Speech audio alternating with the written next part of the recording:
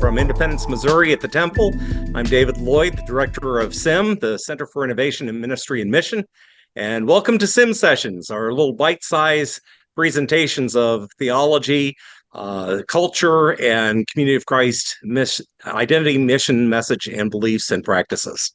And again, we're lucky to have Rick Bunch with us today to do part 3 on our series on the reunion texts that are taking place this summer at a reunion near you. If you're teaching this class, welcome. This is a good preview for you. If you're not able to go to reunion, this is an opportunity for you to see how the classes go.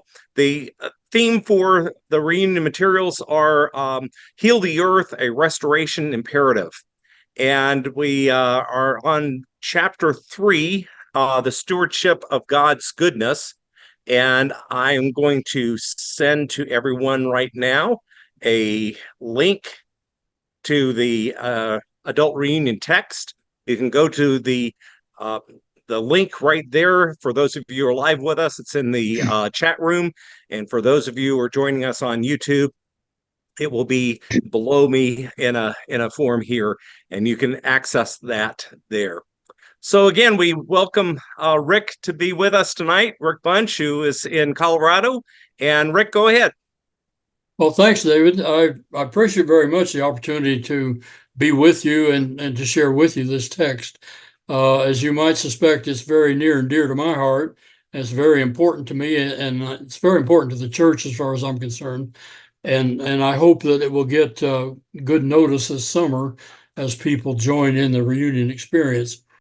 So our theme for this lesson, and the general theme of Heal the Earth, is sharing God's goodness, the stewardship of God's goodness. And it has to do specifically with food, which is a fundamental element, of course, for sustaining life. And it's intricately connected to climate patterns influencing global food production and distribution. Faithful disciples are called to contemplate and actively address issues of food equality and justice. In 1978, the World Conference passed a resolution dedicated to eradicating world hunger. And consequently, the annual worldwide mission budget includes a specific world hunger line item supported by worldwide mission ties. The resolution, which is GCR 1148, established a process to facilitate the opportunities for those who might be interested in and motivated to participate in additional ways beyond the fasting discipline, and to add these funds to support ministries directed toward problems of world hunger. Then in 1992, the World Conference passed a resolution, which is GCR 1227, Our Pursuit of Peace, which states, resolved that we intensify our efforts to heal the causes of violence, war, prejudice, discrimination, greed, hunger, and oppression. And these two resolutions underscore Community of Christ's dedication to pursue food equality and justice, aligning with our call to discipleship. This lesson that we're embarked on now centers on the care and future of our planet, exploring the intersection of food sustainability, food insecurities, and climate change. It should be important to note that the lesson does not aim to provide comprehensive answers to all questions or solve every issue related to food production, food insecurity, climate change. Instead, its purpose is to establish a safe place for dialogue and exploration, fostering connections between food, climate, and discipleship. And the reason we did not embark on providing those answers, as we'd said in that earlier lesson, that things just are not the same in Africa as they are in Independence, Missouri, or Australia, or England at that point. The lesson encourages readers to recognize the complexity of these issues and aims to ignite their interest in seeking solutions to food injustices and environmental challenges in their local countries and in context of where they live. While the lesson briefly touches on various topics, including food sustainability, of course, climate, poverty, water justice, plastics, ocean health, deforestation, and greenhouse gases such as methane and carbon, it is only a starting point for exploration and action. As we've mentioned each time we've been together, there is a scriptural focus to which we turn to begin with. And so for this lesson, we go to the 58th chapter of Isaiah, verses 6 and 7. It is to consider what it says about the stewardship of God's goodness. So, quote, "Is not this the fast that I have chosen, to loose the bonds of injustice, to undo the thongs of the yoke, to let the oppressed go free, and to break every yoke? Is it not to share your bread with the hungry, and bring the homeless poor into your house, when you see the naked, to cover them, and not to hide yourself from your own kin?" If you could picture then what's on your screen, a ripe wheat field, feel a breeze, imagine the taste of bread that might be produced. When we approach our food in prayer, how does that create communion and relationship with others, such as the farmer and those who produce the food, and others who might eat it? How does this prayerful approach call us to remember and to work to feed those who often go without food? Reflect on the emotions of this statement. Poverty exists not because we can't feed the poor, but because we cannot satisfy the rich. As we reflect on that statement, and it's from an anonymous author, reflect on the emotions this statement evokes, and often we may not perceive ourselves as wealthy,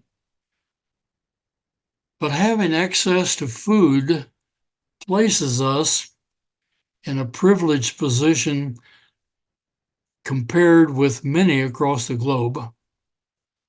Hunger stands as the primary cause of death globally, surpassing the combined toll of HIV, AIDS, malaria, and tuberculosis.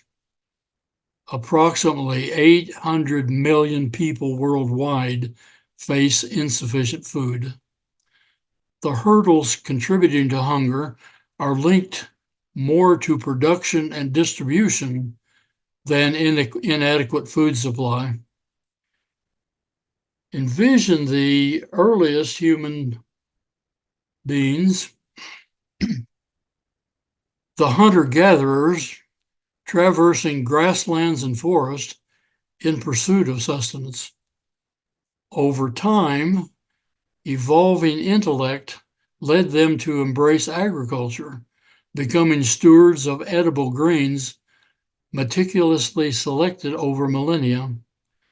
This transition involved clearing forests and cultivating the soil to cultivate staple crops such as wheat, rice, corn, and beans. Subsequently, the domestication of animals, including sheep, cattle, and swine, replaced the wild birds and animals that once contributed protein to their diet. As human societies progressed, they congregated in cities, increasingly relying on others for their food needs. The process of urbanization began to encroach upon lands that once were fertile for food production. In every era, farmers face the unpredictable challenges of the environment, with erosion, droughts, and floods emerging as formidable obstacles that for many proved insurmountable. In numerous low societies, socioeconomic countries, this adversity led to famines, perpetuating cycles of poverty and starvation. Fast forward to the present day, millions worldwide grapple with food insecurities. Simultaneously, across continents and oceans, others enjoy abundance, leading to food waste and too frequently crops left unharvested due to insufficient labor or economics and economies unable to support surplus produce. Even in the midst of plenty, the vulnerable poor often go hunger, whether because of restricted access or insufficient financial resources.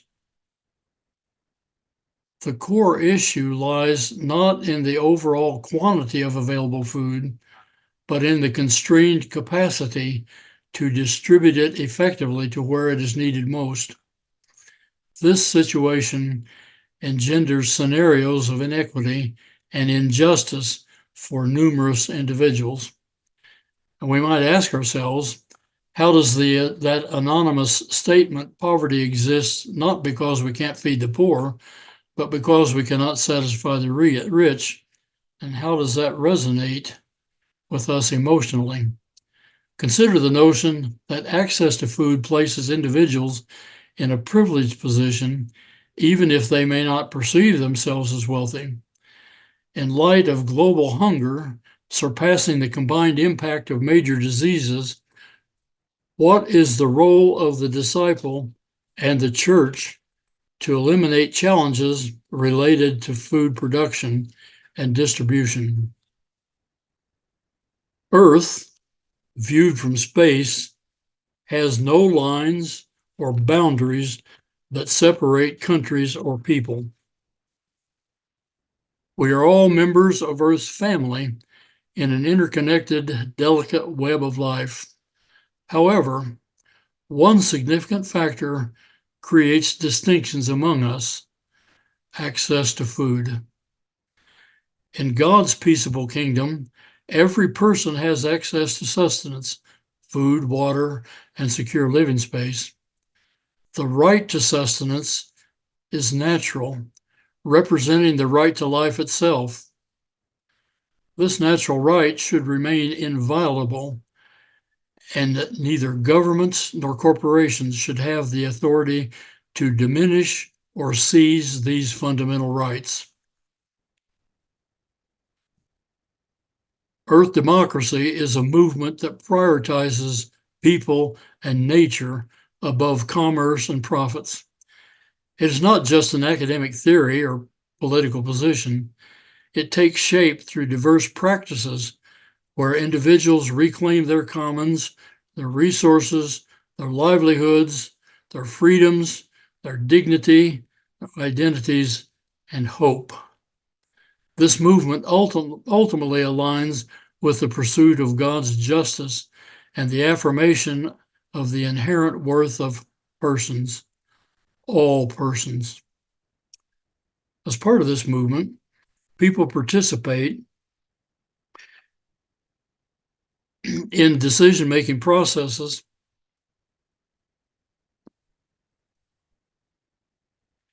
concerning resources essential for sustaining life. As disciples, we are called to make responsible choices, responsible guided choices that are guided by principles of inclusion, diversity, ecological awareness, and social responsibility. This approach fosters a living culture founded on respect for all forms of life. Living cultures, in this context, are ecological cultures that reject lifestyles or consumption patterns that harm life or exploit resources. This stance of justice creates interconnected circles of care, cooperation, and compassion, countering diversive forces like competition, power politics, conflicts, fear, and hatred. In the face of issues such as greed, inequality, and overconsumption, Earth democracy promotes a global ethos of compassion, justice, and sustainability. Science indicates that our planet is subject to rising sea levels, expanding deserts, threats to biodiversity, and rising temperatures. A critical aspect of these challenges is that food production contributes to nearly a quarter of the world's greenhouse emissions. Consequently, addressing global warming becomes an insurmountable task without substantial alterations to global food cultivation. The environmental impact of land use, climate change, and sustainable agriculture relates directly to two issues: wasted food and meat consumption. Approximately 1/3 of the food produced for American consumption goes to waste. The majority of this waste originates from households. This discarded food represents the largest contributor to our nation's landfills, emitting methane, a hazardous greenhouse gas. Adhering to the native people's principle of taking only what we need can offer guidance in tackling some issues.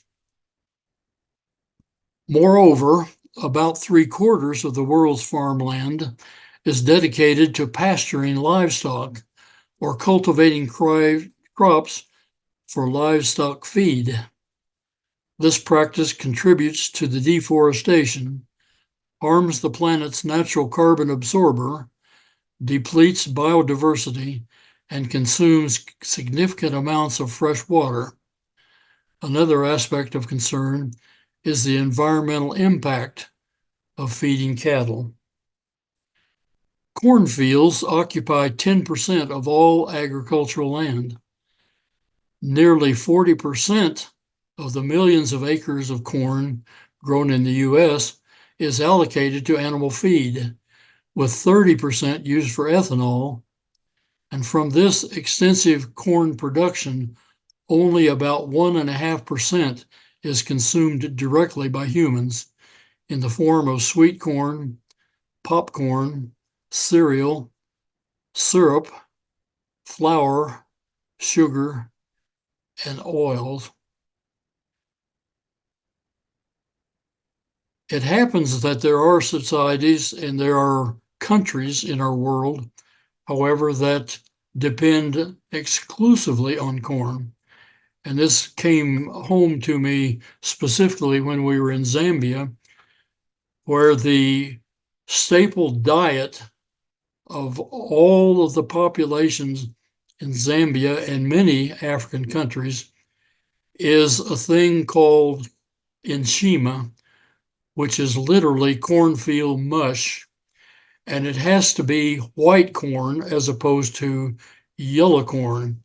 And so to say that we can do away with corn because of what we're doing with it for animal feed and fuel takes away from what we realize is happening in places like Zambia that depend exclusively on a corn diet.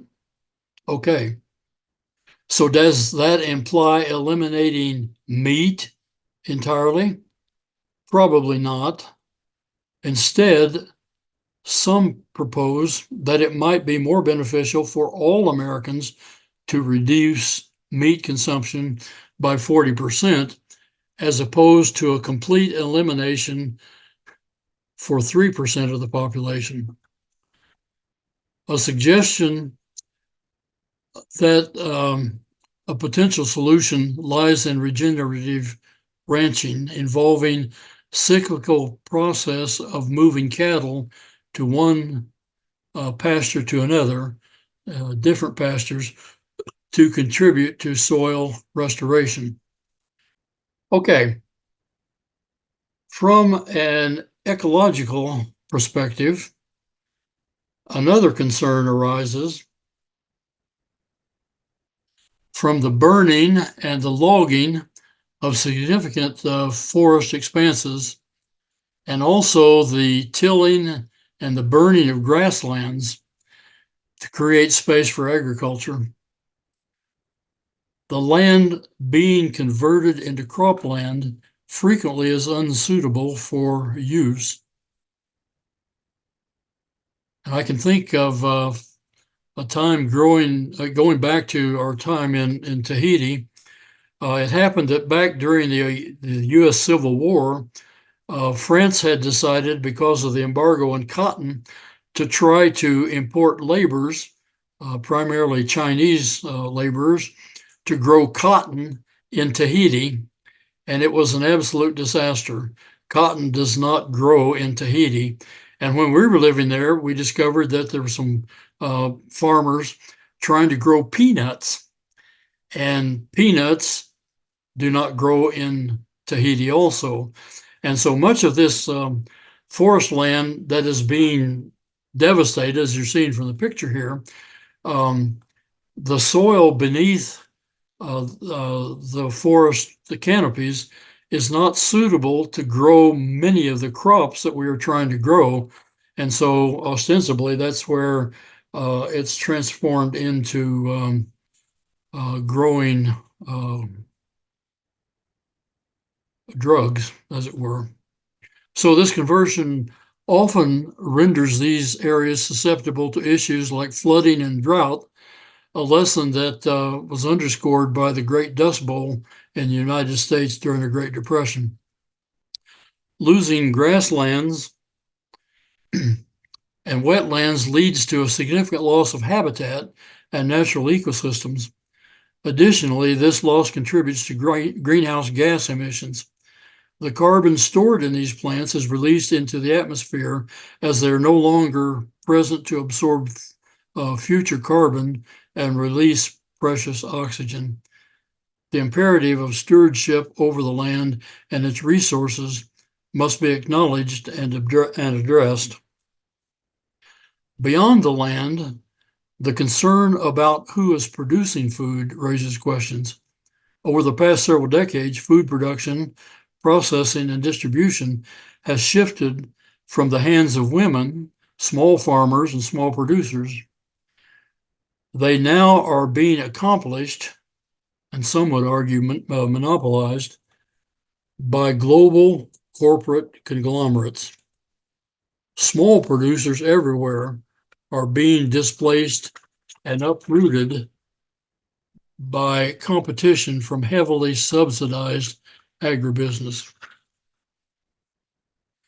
With the industrialization and globalization of food production, food safety is becoming an increasing concern. One issue revolves around the introduction of chemicals into agriculture. Toxic chemicals, initially developed literally for wartime purposes during World War II, now are being used as synthetic fertilizers and pesticides, enhancing crop production efficiency, but harming humans and wildlife. Large-scale corporate agricultural practices, such as fall tilling, have disastrous consequences. These processes contribute to significant moisture loss in the atmosphere, hinder absorption of carbon by soil microbes, and disrupt the release of oxygen. Moreover, these microbes themselves are now being eradicated. Consequently, the living soil is dying, leaving instead dirt, lifeless dirt. Chemicals must then be introduced into this depleted soil to nourish crops planted in the spring, perpetuating an unhealthy cycle. And to me, that makes absolutely no sense at all. The outcome is that millions of people in developing countries are pushed into poverty, facing starvation, and even enduring a lingering, painful death. Excuse me. According to a 2022 report from the U.S. Agency for International Development,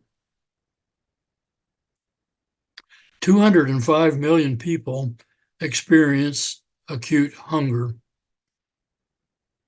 The United Nations World Food Program represents and presents an even graver picture, estimating that about 800 million people worldwide do not have enough to eat.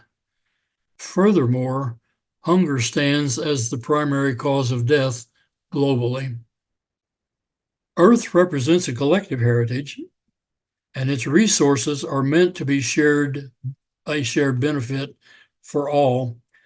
This includes the abundance derived from Earth's oceans. It's a crucial source of sustenance for more than 3.5 billion people who rely on it as their primary source of protein.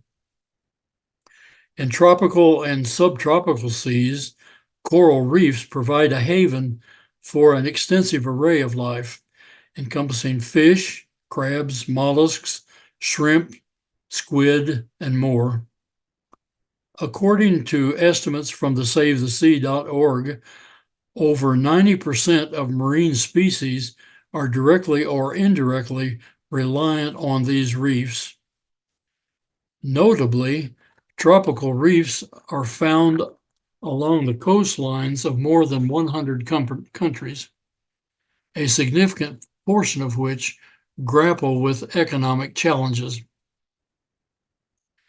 Reef degradation has reached a critical point in 93 countries, with an alarming risk over half of the remaining reefs. This decline threatens sea life, which is a vital food source for many. Human activities are the primary drivers of reef degradation, including coastal development, sedimentation, destructive practices like overfishing and careless net use, pollution, tourism, global warming, chemicals, plastics, and acidification. Even a slight increase in water temperature or acidity can be fatal or hinder reproduction for many ocean creatures, with potentially disastrous consequences for vital food species like cod, salmon, herring, shrimp, crabs, and lobsters.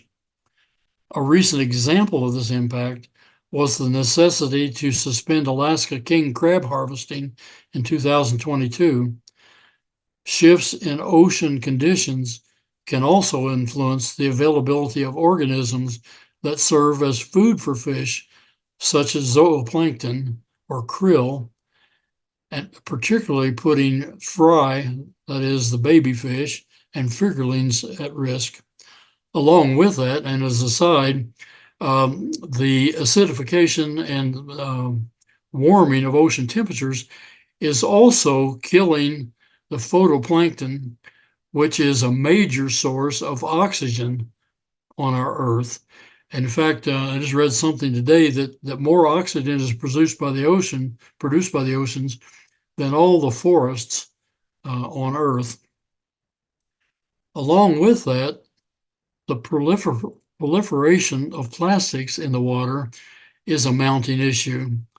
Instead of disappearing, plastic breaks down into smaller particles that sea life often mistakenly consume as food, leading to fatal consequences. It's crucial to understand that dilution is not a solution to pollution, and once extinctions occur, they are irreversible. Any thoughts, questions, or comments now? And again, as you can read, we might consider, how does the understanding of Earth as a collective heritage and its resources as a shared benefit influence your perception of stewardship? And how might it affect your choices on a daily basis? Okay, thoughts, questions, comments? Anything in the chat room? Rick, this is Lila Gardner. Okay, now we can see everybody. Several years ago, I heard about some experimenting that was going on in Iowa. I'm kind of going back to your corn business.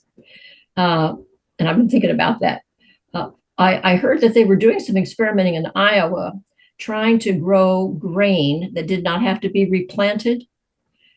And at the time, and this was several years ago, they had figured out how to do that, except they had one problem that they still had to solve. And that was when the continuing crops still began to grow again, the stems were not strong enough to hold the grain that grew on those stems. And so they were falling over. I'm just wondering if you've ever heard about that, and if they've made any progress in that. I have not heard of that specific condition. I do know that there is some experimentation now, in spite of, and I don't want to offend any of those of you who are from Iowa, but regenerative farming, and they're discovering some resistance to stubborn Iowa farmers. They're not willing to do that, but it has been pretty well proven that when you leave cover crop during the fall and winter, that you're not losing anything in your economics. That when it comes back and you plant in the spring, that your produce, your crops are much healthier than what they might have been had they put all those chemicals into the soil.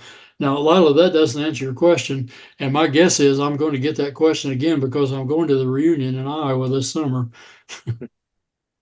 Someone asked, are there discussions regarding GMO food? There are always discussions on GMO food, and I'm going to talk about it here a little bit later in terms of organic foods. Genetically modified food is not always in our best interest, but we have to realize too that any of you that eat potatoes and tomatoes, those crops were genetically modified over the millennia. And so just to say GMO doesn't necessarily mean a dirty word.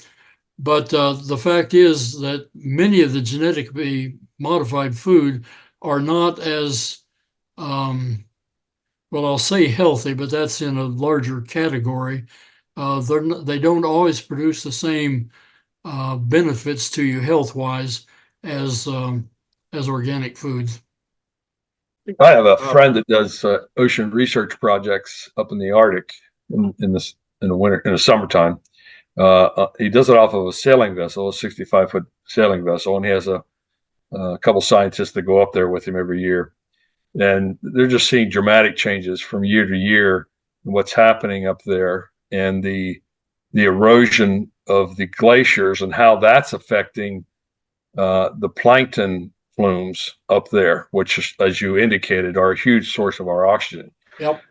So I just have some personal connections with someone that does that research, and he said this changes they're seeing from year to year is just astonishing. Yeah, good to see you, Blair. Yep. And actually, and I appreciate those comments. I operate on the principle that all of us are smarter than some of us. And so as you have read articles or you've come across articles that you can contribute to our discussion here, feel free to jump in.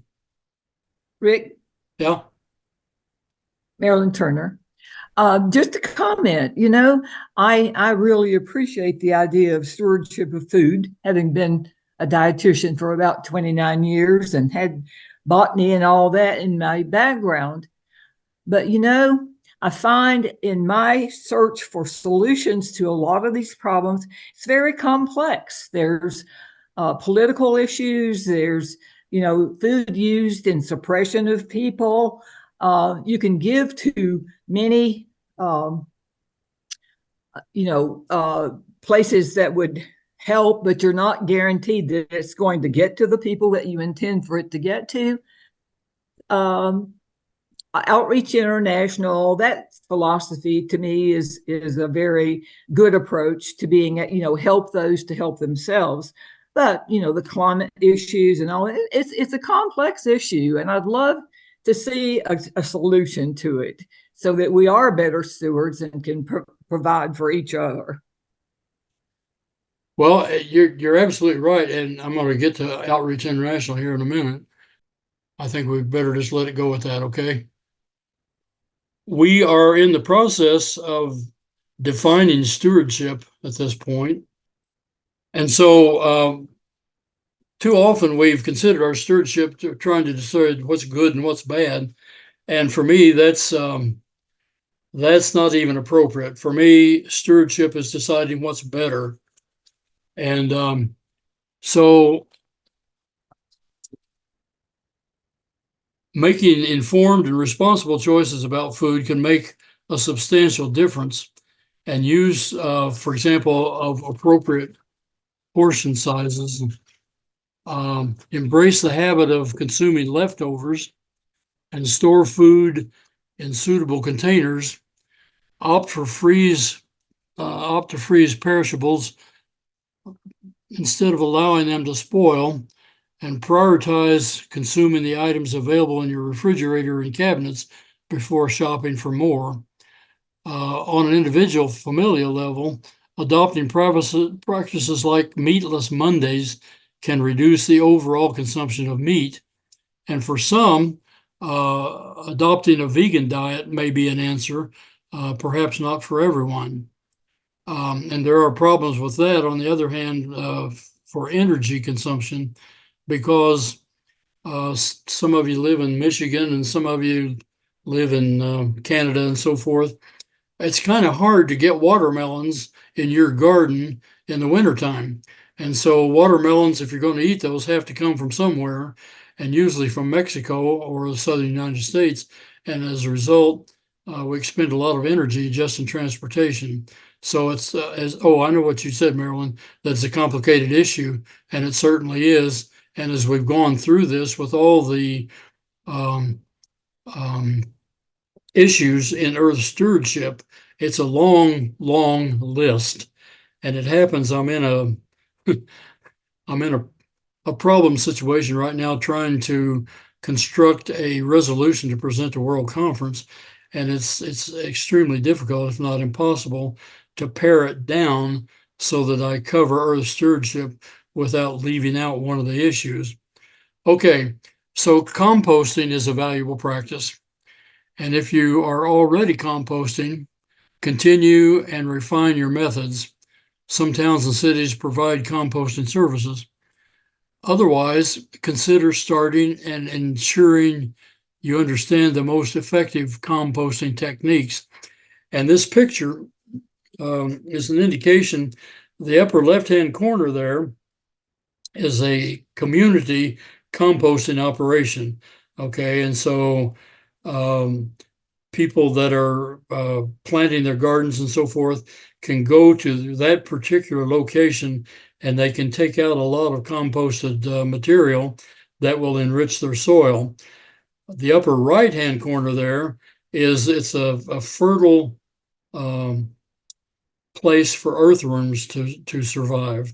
And that's important because that replenishes the soil and makes it more fertile. In the lower left-hand corner is an illustration of a very poor composting operation. It happens that that's a family. And in the first place, it needs to be covered, because as it decays, then a lot of methane gas is released up into the atmosphere. And so if you're going to compost in that direction, at least cover it. And then on the lower right-hand corner is the bin where a family composting operation, it's actually a community neighborhood composting operation. And they've taken the cover off to take the picture, but that is covered also. Another suggestion would be to choose your food sources wisely. For instance, many people believe that shopping for organic, locally grown seasonal food is worth it, though these foods may be more expensive because they're often less efficient to produce. It takes more energy to produce them. Smaller scale operations often utilize practices in growing food that focus on environmental preservation, such as producing food without pesticides or using manure in place of chemical fertilizer to support biodiversity and soil health.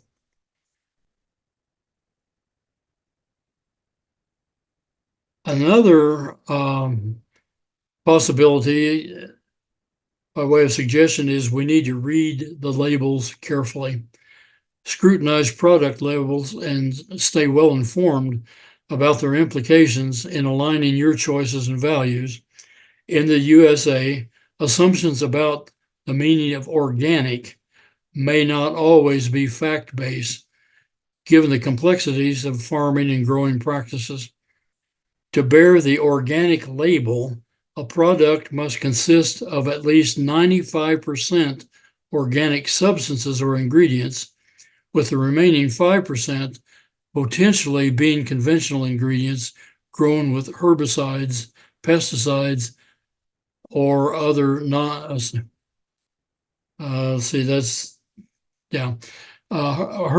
pesticides, or other non-organic elements. The U.S. Department of Agriculture stipulates that a product labeled 100% organic must exclude synthetic pesticides or fertilizer, genetically modified organisms, and sewage as fertilizer. Farmers are required to implement practices such as crop rotation, the use of crop cover crops to protect and enrich the soil, and conservation tillage to reduce erosion by leaving crop residue on fields before and after growing. Furthermore, organic meat, dairy, and eggs must be produced without growth hormones or antibiotics. It is essential to note that these practices often are not supervised or certified. Additionally, small farms selling less than $5,000 worth of organic agricultural products, including those at local farmers markets, may not need certification to sell as organic at all. So get organized, get involved. It is undeniable that addressing food equality and justice is complex. For those residing in one part of the world, the issue of food insecurities in another part of the world may seem distant and disconnected.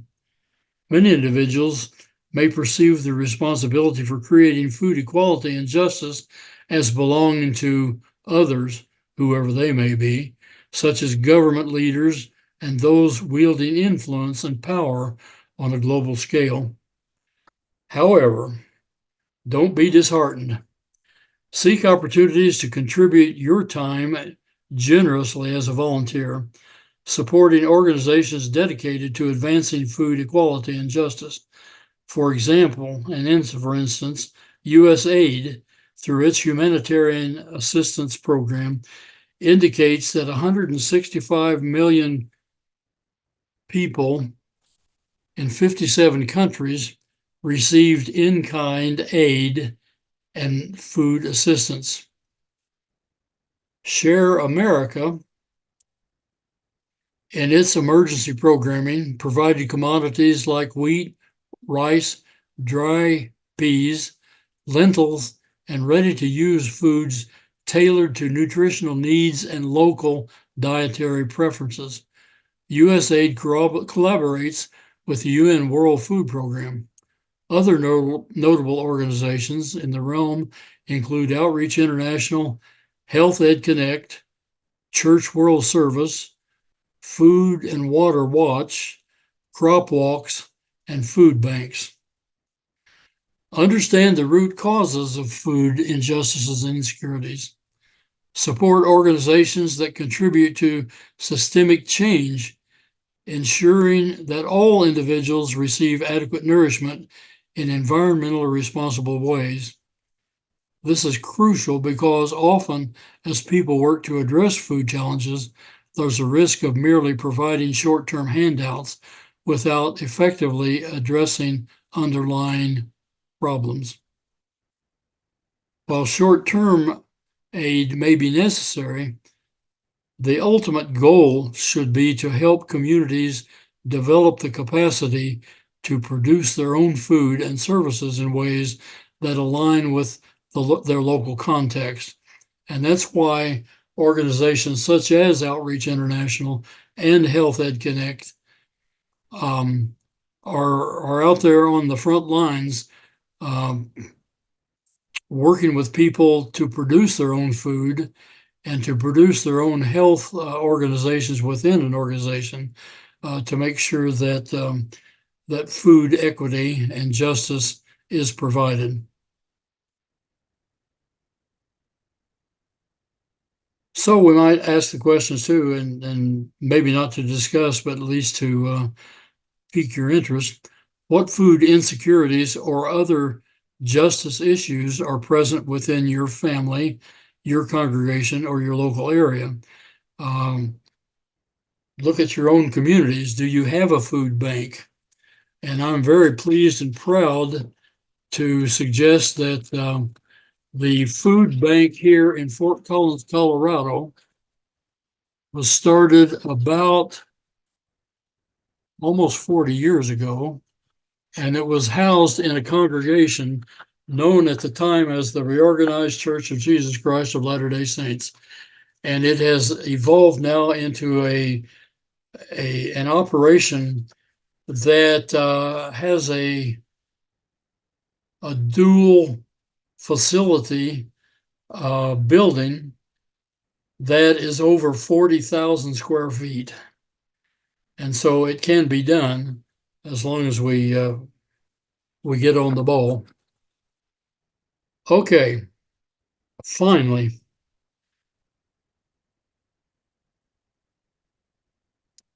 consider these words.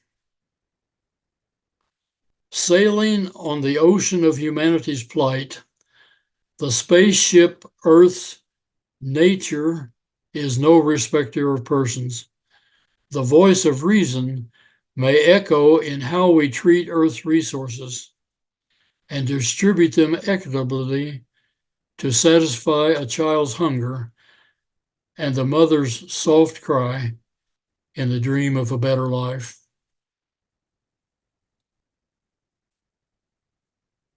So now, are there any other entries into the chat room? Yes, Rick, we had a couple of statements and questions. The first one from Bill Griffith, from Linda Griffin, saying that during the first few months of the COVID-19 pandemic, we experienced for the first time in our local area some serious food insecurity, probably caused by individual hoarding and supply line problems. These conditions were unprecedented here. Feelings of competition and helplessness multiplied in our rural area, as well as some panic. She knew that for many people, this insecurity is a daily experience, previously beyond her ability to imagine. She doesn't want to forget about the problem. So how can she understand more fully the rest of the world? And I think that's a really good place for this, because the last 2 weeks, for those of us in Western countries, there's a lot of guilt in what we are doing in the world, and rightfully so. But the next question is, we have created, the people beyond us have created this cultural structure that food is distributed by. I know when I go to get a cucumber at the local grocery store, I'll check the best cucumber that's there to take with me, realizing that the ones that aren't so good are going to remain there and be thrown out eventually. So how do we even begin to change some of this from this rich nation mentality to a more worldwide process? Well, to me, it starts the very beginning is we go back to and remember our Zionic principles that we are responsible to and for each other in that regard. And so the fact that we choose to hoard, that's causing some problems for someone else down the road. And the fact that a lot of insecurities, that pandemic created a lot of problems for us. Things that were no longer available because they were sitting out on a ship in the Pacific Ocean somewhere. And to me, that was the basis of inflation that we're experiencing right now, is because things that we couldn't get are now raised in price. But the next thing I would suggest is become educated. There are articles, there are lessons. In fact, you might go to Herald House and get the lessons that have been produced there, but become educated and discover what you can do as a result, and start where you are. You're not going to solve all the world's problems today or tomorrow, but what can you individually do to make a difference?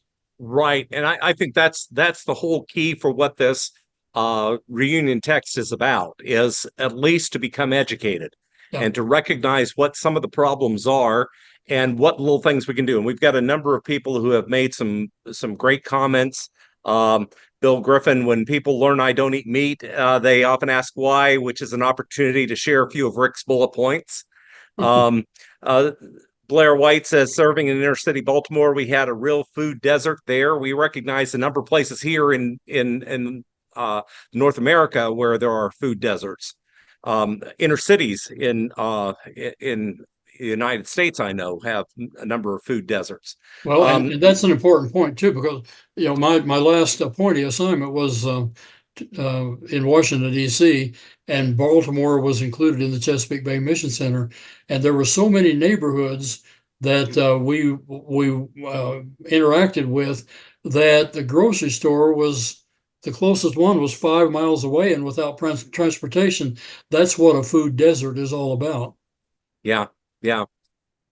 And there have been other suggestions like Marilyn saying, consider landscaping with edibles and raising vegetables in pots. Remember when our grandparents had gardens out in the back? And that was I remember those fondly because we get to reap many of the benefits of that garden. Yep. And now the younger generations are also showing movement in this direction. My daughter and son-in-law have a compost pile container in their kitchen, and when they lived in an apartment, and we used to kid them that they didn't have any pets except worms. Yeah. But they were able to find a way, even in an apartment, to compost. And I thought that was pretty cool. So there are many lessons that people in our areas can teach us. It happens that today, literally, I had to buy a bag of compost because on Sunday afternoon, our congregation is planting a tree in honor of Earth Day the next day. But I had to get the compost somewhere. There you go. Well, I think that's it for tonight. I did go down to the canteen today, and for all my Canadian friends, there's a lot of junk food in the canteen at reunions, and I was going to get something healthy today, but I couldn't help it. For all my Canadian friends, there's your coffee crisp right there. You can't get this in the United States, and I found it at World Market, and I am going to have an enjoyable evening tonight. So as we talk about healthy food, sorry about that. Our snack tonight is a coffee crisp. It's been great to have everyone here with us. We have reached our ending point tonight. We will be back next week for part 4, so we hope you'll join us then.